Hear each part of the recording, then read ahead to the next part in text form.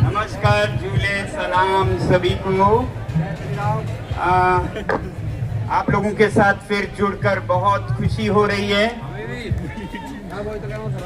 मैं आप लोगों से पहले ये बताऊंगा कि मैं यहाँ क्यों हूँ आज आप लोगों के साथ, और उसके बाद मैं संदेश दूंगा जो इस हालत के पीड़ित हैं उनके लिए, और जो इस हालत को पैदा कर रहे हैं उनके लिए भी एक संदेश दूंगा।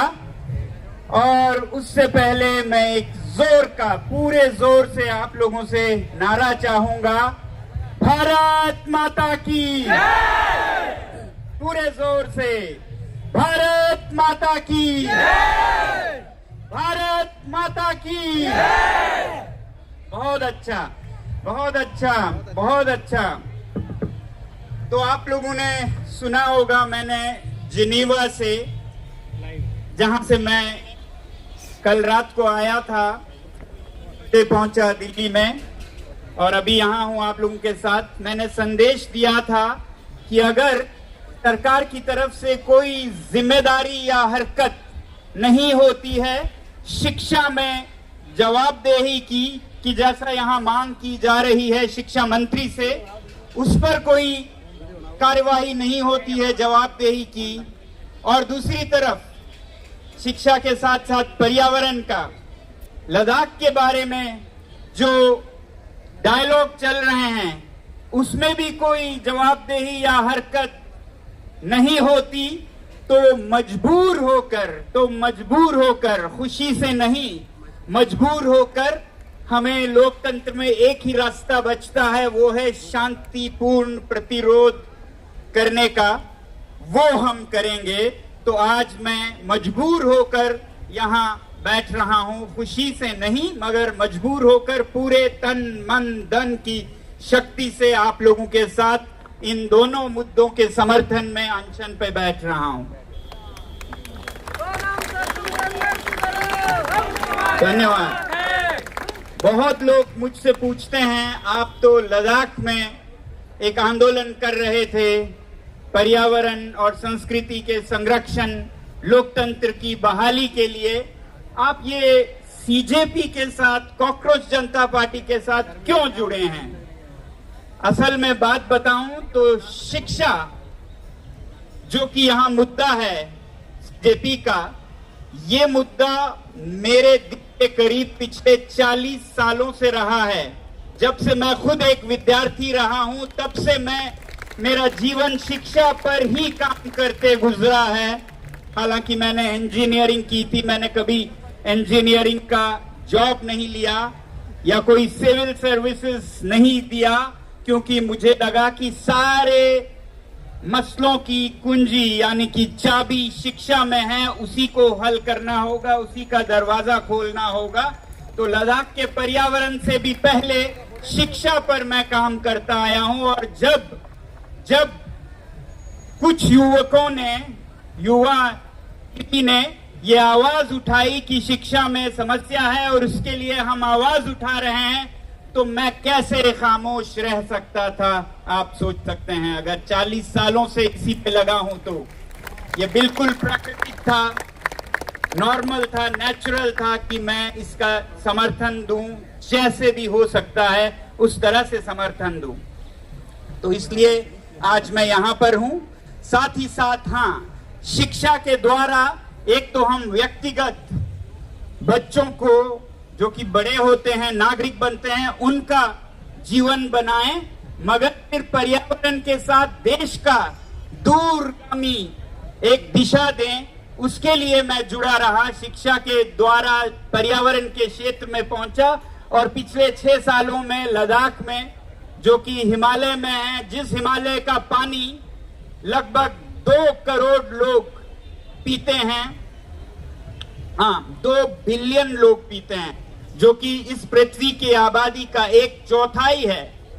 तो उस हिमालय के पर्यावरण की सिर्फ लद्दाख के लोगों की नहीं, हम सब की जिम्मेदारी है। तो इसलिए मैं इस मुद्दे को भी आगे ले जाना चाहता हूं आप सभी के साथ। शिक्षा में हम डिग्रीज हासिल कर लेंगे, कोई डॉक्टर बनेगा नीट से, कोई इंजीनियर बनेगा, कोई आईएएस आईपीएस बनेगा, मगर सांस लेने को हवा तो तब भी आपको चाहिए होगी, पीने के लिए साफ पानी तो तब भी आपको चाहिए होगी। तो कैसे हम इसे नजरअंदाज करें?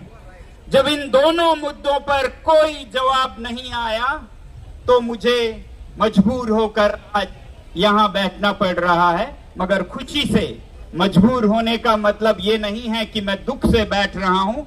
मजबूर होने का मतलब है कि काश सरकार खुद संवेदनशीलता दिखाती और इन मुद्दों को सही मुद्दे समझकर हल कर देते, तो हमें ऐसा सहना नहीं पड़ता और आप लोगों को इतने भीषण गर्मी में यहाँ नहीं आना पड़ता। ये गर्मी मैं देख रहा हूँ 41-42 डिग्री है और जो महसूस होता है रियल फील वो 46 से 48 डिग्री की है, जिसमें कि लोगों का जीवित खड़े रहना मुश्किल है। मगर आप यहाँ 1000 की संख्या में यहाँ पर सुबह से खड़े हैं। आप सभी को सलाम। आप सब कुर्बानी दे रहे हैं पहले से ही, आप सबको सलाम। और आप लोगों में से कुछ लोग, मैं सिर्फ अकेला नहीं हूं, कई युवा युवतियां यहाँ पर अनशन पर भी हैं, मुझे बताया गया।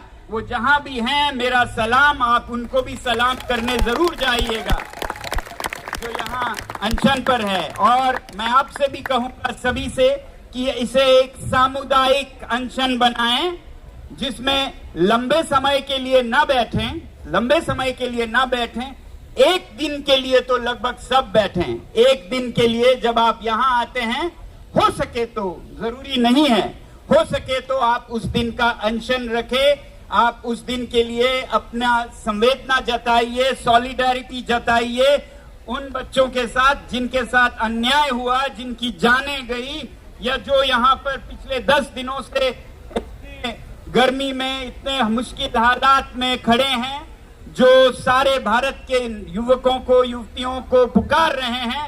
इनके आदर में, सत्कार में आप लोग भी एक दिन का अनशन अवश्य करें। और हो सके तो कुछ, जैसे कुछ यहाँ पर बैठे हैं, आपको बताएंगे, वो 3 दिन के अनशन पर हैं, तो बहुत अच्छी बात है। मगर मैं कहूंगा उससे ज्यादा आप ना करें, वो बहुत है अगर आप करें, वरना एक दिन का करें, जिससे कि आप एक तपस्या कर रहे हैं, एक पूजा कर रहे हैं अपने तन से, मन से, धन से भी करें। जो इन्हें यहाँ जरूरत पड़ता है, खर्चे होते हैं, उसमें आप अनुदान कर सकते हैं।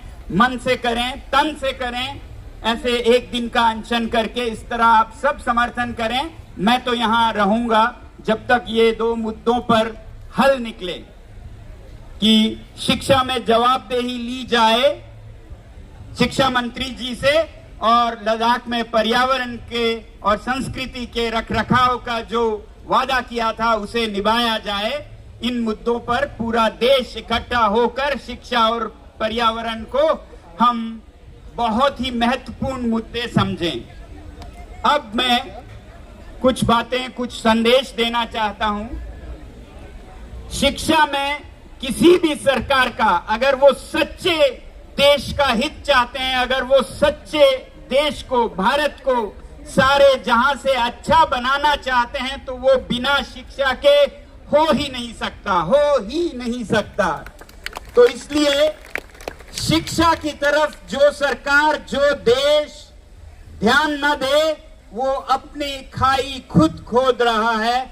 ये हम देख चुके हैं पूरे दुनिया में। जो देश आगे गया है उसने शिक्षा पर ध्यान दिया है। जो देश आज घस खा रहा है, गुमराह है, उन्होंने शिक्षा में ध्यान नहीं दिया। मैं आपको थोड़े में मिसाल दूं, बाद में आने वाले दिनों में विस्तार में बताऊंगा। अगर हम सिर्फ 3 देशों को ले जो पिछले 50 साल पहले भारत से बहुत पीछे थे, या बराबर थे, या बहुत पीछे थे, और आज भारत से नहीं दुनिया में पहले, दूसरे, तीसरे नंबर पे आ रहे हैं, उनकी अगर मिसाल लें, सिंगापुर भारत से भी पिछड़ा एक गांव था आज से 50-60 साल पहले। और आपको पता है सिंगापुर ना सिर्फ पिछड़ा था बल्कि वहां पर धर्म के नाम पर झगड़े होते थे, हिंसा होती थी, रायट्स होते थे।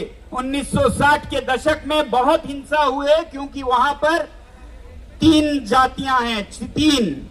एक है चीनी मूल के जो ज्यादातर बुद्धिस्ट हैं या क्रिश्चियन हैं, दूसरे हैं मुस्लिम जाति या धर्म के मलय लोग, और फिर हिंदू धर्म के तमिल लोग। इनमें बहुत बड़े दंगे हुए 60 के दशक में, और तब के सरकार को समझ आ गया, देखिए कितना जल्दी सीखते हैं और सीखकर अमल करते हैं। बहुत जल्द उन्होंने सीखा और उसके बाद उन्होंने एक तरफ नफरत को कम करना शुरू किया कि किसी को याद भी ना आए कि वो बुद्धिस्ट है या मुस्लिम है या हिंदू है या क्रिश्चियन है। ऐसे हालात पैदा किए कि आने वाले बच्चों में एक भी बूंद जहर का न जाए, और दूसरी तरफ उन्होंने पूरा जोर शिक्षा पे लगाया। आज सिंगापुर का प्रति व्यक्ति आय दुनिया में नंबर 1 पर है, नंबर 1, 2, 3 में रहता है। प्रति व्यक्ति आय, ये देखिए, प्रति व्यक्ति आय जरूरी है, जीडीपी जरूरी नहीं है। जीडीपी में हम कहते हैं भारत तीसरे, चौथे, कहते हैं छठे पे है, मगर उसका कोई मायने नहीं है क्योंकि प्रति व्यक्ति देखें तो $2000 तक भी नहीं है, जबकि सिंगापुर का $90,000 तक जाता है प्रति व्यक्ति आय। एक आदमी के पास क्या है अगर आप देखें, धन के तरफ से भी जरूरी नहीं है ये, मगर इस तरह से अगर विकास की बात करते हैं तो नंबर 1 पे पहुंचा। वैसे ही कोरिया है, हमसे पिछड़ा था, बल्कि एक बहुत बड़े युद्ध से निकला था आज से 50 साल पहले, 60 साल पहले, 6-7 दशक पहले, मगर आज वो दुनिया के पहले 5-10 देशों में आता है। वही हमारा पड़ोसी चीन हमसे पिछड़ा था और आज बहुत आगे गया, तो इसलिए गया क्योंकि उन्होंने शिक्षा पर ध्यान दिया। मुझे लगा हमारे भारत में भी हमारी सरकार शिक्षा पर बहुत ध्यान दे रहे हैं, क्योंकि उन्होंने एक नई शिक्षा नीति लाई जिसमें बहुत अच्छी बातें भी हैं, कमियां भी होंगी, मगर उससे भी बड़ा समस्या ये है कि उसका जमीन पर उतारने में बहुत कमजोरी रह गई, ध्यान नहीं दे रहा। किताबों में नीतियां लाने से कोई देश आगे नहीं गया है। नीतियां लाना बहुत आसान है, उस पर अमल करवाना वही करते हैं जिनके खून में, रग रग में देश का हित समाया हो, वो फिर नीतियों को जमीन पर उतारने में अपनी जी जान देते हैं। वो नहीं हुआ है। मैं यही विनती करूंगा कि इसको जमीन पर लाएं, मगर दुख की बात यह है कि नए को जमीन पे क्या लाएं, पुराने में ही हमारे बच्चों को खुदकशी, आत्महत्या करनी पड़ रही है। उसी में बिक रहे हैं पेपर, जो कि सबसे छोटी बात है, इम्तिहान, एग्जाम, उसी में अगर हम कंगाल हैं तो बाकी नीति का हम क्या बात करें, प्रणाली की हम क्या बात करें।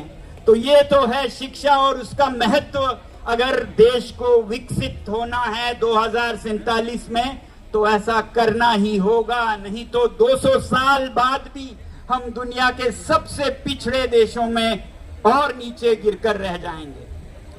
अब मैं बहुत जरूरी 2 संदेश देना चाहूंगा संक्षिप्त में। एक, जो पीड़ित हैं इस हालात से, यानी कि आप विद्यार्थियों से, कि जब ऐसे हालात होते हैं, पेपर लीक हो या शिक्षा नीति में जो भी कमियां हैं जिसके वजह से आज अमायरा से लेके आकांक्षा तक उनको अपनी जानें देनी पड़ रही हैं, क्योंकि स्कूल ठीक नहीं है इसलिए अमायरा ने जान दी, क्योंकि इम्तिहान ठीक नहीं है इसलिए आकांक्षा ने जान दी, और 20 से ज्यादा बच्चों ने जान दी। उन सबको मैं ये कहूंगा कि आप अगर मुश्किल आए तो हताश ना हो। मैं भी आप में से एक था। आज मैं आपको ये एक बात बताऊं जो मैंने बहुत कम लोगों को बताई है आज तक, बहुत ही कम लोगों को एक राज है वो बताऊं। मैं जब 11 बरस का था, 11 बरस का, तो अमायरा की तरह, आकांक्षा की तरह आत्महत्या करने की सोच रहा था, क्योंकि विद्यालय ने मुझे इतना परेशान किया था, इतना परेशान किया था कि मुझे दुनिया में, जीवन में कोई रोशनी नजर नहीं आती थी। इस जीवन में जीने का क्या मतलब है जब आपको इस तरह से पिसना है शिक्षा में और फिर बड़े होकर भी नौकरियों के पीछे दौड़ना है और फिर एक दिन मरना है। ऐसे जीवन को क्यों मैं स्वीकारूं?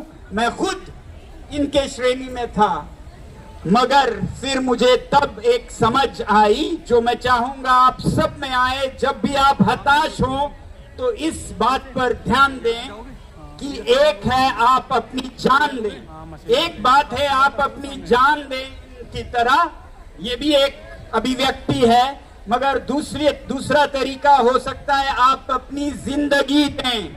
जान नहीं, जिंदगी दें सबके लिए, रास्ता निकालने के लिए, ताकि किसी को ऐसा ना करना पड़े। तो 12 वर्ष होते हुए मुझ में ये समझ जागी कि मुझे ये जीवन कतई स्वीकार्य नहीं है। कबूल औरों की मुश्किलातें कम करे, औरों को बचाएं जान देने से, उनको भी साथ लेकर जिंदगियां दे। आप लोग भी प्रण करें कि आगे से आप अपनी जिंदगी देंगे इस देश के लिए, ना कि जान। अब 2 बातें मैं कहना चाहूंगा सरकार से धन्यवाद, जिनके कारण ये हालात पैदा हुए, जिसके कारण पीड़ित अपनी जानें दे रहे हैं। मैं सरकार से ये कहूंगा कि आप लोकतंत्र में अगर सरकार हैं, नेता हैं, तो लोग किसी भी लोकतंत्र के नेता को संवेदनशील होना शोभा देती है, कठोर होना शोभा नहीं देती है। कठोर होना शोभा नहीं देती है। जितना नरम दिल, संवेदनशील दिल हो, हमदर्द दिल हो, वो लोकतंत्र का राजा है। राजतंत्र का राजा कठोर हुआ करते थे। राजतंत्र के राजाओं ने भी सीख लिया कि कठोर होना ओल्ड फैशन हो चुका है, उन्होंने भी कठोरता छोड़ दी। आज तो वो भी नरम दिल बनकर अपने देश को चलाते हैं। आप पड़ोस के भूटान को देख लीजिए, जहां के राजा जनता के साथ मिलकर अपने देश का विकास करते हैं। तो जब राजा कठोरता से नरम दिली की तरफ आ रहे हैं, तो एक लोकतंत्र का नेता कैसे कठोर दिल हो सकता है? आपको शोभा, आपकी उपलब्धि कठोरता नहीं हो, आपकी उपलब्धि होगी जब आप हर एक के दिल के दुख को समझ पाएं। कहीं मैंने बचपन में पढ़ा था, जो भरा नहीं हो भावों से, जो भरा नहीं हो भावों से, बहती जिसमें रसधार नहीं, वो हृदय नहीं है, पत्थर है जिसमें स्वदेश और स्वदेश के बच्चों से प्यार नहीं। तो आपको अगर स्वदेश और स्वदेश के बच्चों से प्यार नहीं है, आप कठोर हैं पत्थर की तरह, तो आप फिर लोकतंत्र के नेता नहीं हैं। आप तो राजतंत्र के काबिल भी नहीं है, कि क्योंकि वहां भी ये पुराना हो चुका है कठोरता। आज जनता के साथ उनके दुख दर्द में शामिल होकर आगे बढ़ने को ही नेतृत्व कहते हैं, न्यू मॉडल ऑफ लीडरशिप। तो मैं यही कहूंगा सरकार से कि आप संवेदनशील होइए, हमदर्द होइए, एम्पैथेटिक होइए और उस तरह के नीतियों से आप आगे बढ़िए। अगर आप जवाबदेही लेते हैं, आप जवाबदेही देते हैं, जहां इस्तीफा या त्याग पत्र देने की जरूरत है देते हैं, तो उससे आप छोटे नहीं होते हैं, उससे आप महान बनते हैं। जब कोई अपनी कमी, कमजोरी को पहचानता है, तो उससे वो छोटा नहीं, उससे वो बड़ा भी नहीं, महान होता है। हम चाहते हैं कि भारत के नेता महान हो और भारत मेरा देश महान हो। आप लोगों से कहना चाहूंगा कि हमारी सरकार डरावनी नहीं हो, डरावनी सरकार नहीं हो, प्यारी सरकार हो, प्यारी सरकार। सरकार को हमें लगे कि हम उनसे गले मिलें, ऐसी सरकार हो तो वो आपकी उपलब्धता हो। तो आखिर में मैं यही कहूंगा, हम कहेंगे जवाबदेही देनी होगी, जवाबदेही जिम्मेदारी लेनी होगी, और फिर हम लोगों को जो पीड़ित हैं उनको जिंदगानी देनी होगी, जान नहीं जिंदगानी देनी होगी। मेरे साथ बोलिएगा, जवाबदेही देनी होगी, जिम्मेदारी लेनी होगी, लेनी होगी।